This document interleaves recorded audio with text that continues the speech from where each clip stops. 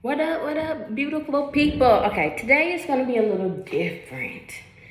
Today, we're going to talk about heaven's secret, but it really isn't heaven's secret. It's more so of the world's secret, right? So, let me tell you what's happening right now. So, I don't know how many of you are into philosophy or religion or even like mythology, all those things. They're all connected, right? So, most of us say there's 12 tribes, right? And if I'm not mistaken, it's like 10 failed to survive. I have to go back. But that's not important. What's important that there's 13 tribes, right? There is two tribes that bloodline would combine to form a 13th tribe, right? This is the bloodline of Christ and the bloodline of something else. And these two bloodlines come together, right, and form a 13th tribe. Now, there are societies that are for the 13th tribe, and there are some that are against the 13th tribe, right? There are some that are sworn to protect that 13th bloodline, and there are some that sworn to destroy that 13th bloodline. And the reason being is because when those two bloodlines come together, they bring about the end of Satan's world, right?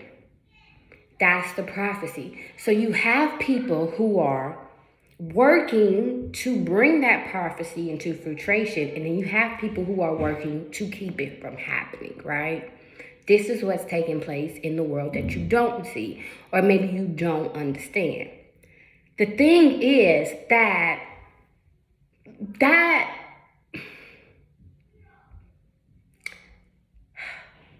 bloodline, right? That was the bloodline of Christ. Now, a lot of people think that Christ didn't have children, but Christ did, right? And it was that bloodline that people sought to destroy because in the Bible it says the second coming of Christ, that is the 13th bloodline, that it was uprooted and then rooted, right? So it was formed, and it was always prophesied to form, right? And if I'm not mistaken, it has something to do with Judas, the bloodline. So there's two bloodlines that mix, and then they form this 13 bloodline that brings about, the fall of Satan and puts Satan back in his cage, right? And then it brings God back into the world, and Satan has to bow down. Like it's prophesied that Satan will bow down to Christ, right? So if this is Satan's world, Satan will not want Christ to come about because Christ will destroy Satan, right? And there's nothing that Satan can do, although Satan will try, but Satan is not greater than God, right? And so when you talk about the 13th bloodline, it is God's bloodline, right? It is the direct bloodline to God. And so that's where you get, God's one and begotten son, things like that, because that's what happened. God did put his bloodline in the world to offset Satan. A lot of people don't believe that or understand that because of all the things that have been taken out of the Bible. Now, the things that have been taken out of the Bible are in the hands of the powerful. This is how they have power, because they have information you don't. Now, these people want to see God. Because here's the thing, a lot of us say we believe, but we don't believe in things until we see them, right? And so a lot of people are like mythbusters. They either want to prove it or discredit it, right? The living word is a living testimony, right? It is the testimony of truth of God. So it is the understanding of morals and principles. It is the moral compass that will lead you to God. Now, if this is Satan's world, Satan doesn't want you to be led to God, right? Because for Satan, you're led astray because you're going from Satan to God. And so it is very confusing to a lot of people, especially when you don't have all the information or understand the whole story. Just like people did not believe Mary was Jesus' wife, but she was, right? And not only that, they had children or a baby. And that was the baby that they protected after Jesus' death, so that bloodline could survive. Now, that bloodline got lost in history, right? It was hidden, and that was what's supposed to happen. Because it was supposed to be that the bloodline didn't make it. Therefore, it would survive. Listen, you guys got to come back to God because it's very vital that you do, because if you don't, it's only going to get worse because you're not going to be able to control yourself. The thing is, you have two spirits and not everybody can control. You have God and the devil within you. They both reside. That is the two spirits, one body. It is the bridge groom and the bridge gap. So what you do is you connect the masculine with the feminine. And when they connect, they start to, it takes you to God consciousness. Now, a lot of people try to force their way into God consciousness, and you cannot. You would think that you have it, but you don't, because understand it is very, very, very tricky. Because understand, Satan mimics God. You get what I'm saying? Because Satan wanted to be God, right?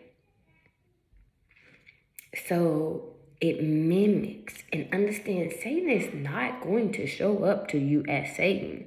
Satan is going to present itself as God, right? Now, Jesus preached that there was too much masculine energy in the world, and that if they did not embrace the woman and learn from the woman and the woman from the man to find balance and be equally yoked, to put into their children to have a sense of God, right? It is the woman who pours in to her children the idea of God that she has, and it is the man who enforces her idea. So in the Bible, a lot of people believe that Eve deceived Adam, and that's not true. It's in the Bible that it's not true. That Adam was not deceived by her, but she was deceived by Adam, right? She was transgressed. All that. And so through childbirth, she would be able to redeem both of them, because she would have to pour into her children and build them up where they can enter into the heavens of kingdom again. And through that would be the redemption. But it has to come through the woman. And so if you guys do not uplift women, they cannot uplift you, right? Because the woman is oppressed, disrespected, and undervalued and underappreciated. And so a lot of times they don't come into their full fruitration, and that's on purpose, because the second coming of Christ is not a man. It's not. It's, you go find it, but it's not. It's a woman. And it because Understand, remember the men failed, right? Hold on, babe. The men failed. And somewhere in the Bible, it was saying if the bloodline ended because the man had no more sons, they asked God, can the covenant be passed to the daughter? And God agreed. But if the daughter fails, that's it. You're done. You have nothing left.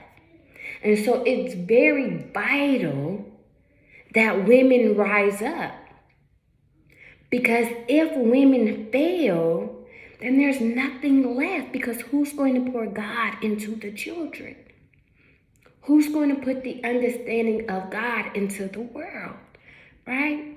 So understand what's happening. This is Revelations, and there are forces working for and against it, right? God, protect your spirit, protect your mind. Stop arguing with folks and fighting with folks about stuff that don't matter. And here's one more thing. Israel is the bloodline of Jacob, not a place. It is a person. It is a bloodline. In the Bible, it says that God renamed Jacob to Israel. So Jacob's name was no longer Jacob. It was Israel, not a place, a person. So Israel is a bloodline. That's why you say Israelites, because it is the bloodline of Jacob, not a destination, right? Everybody not going to like it. A lot of people come be mad, but be mad at the Bible. Be mad at God. Don't be mad at me, because I'm just telling you the truth, right? A lot of y'all don't believe the truth because you don't have all the information, because the information was hidden from you. The information was took and kept a secret, and that was part of the reason why we're in Revelations. Now, understand, did Revelations just happen? No, we've been living in Revelations before you even thought of, for centuries. Understand, God is patient. Time don't work for God the way it works for us, right? But it was always prophesied that these entities would come to their destruction unless they seek redemption through Christ. And only through Christ can they be redeemed, because it is Christ's decision whether they're worthy or not. Y'all have a good day.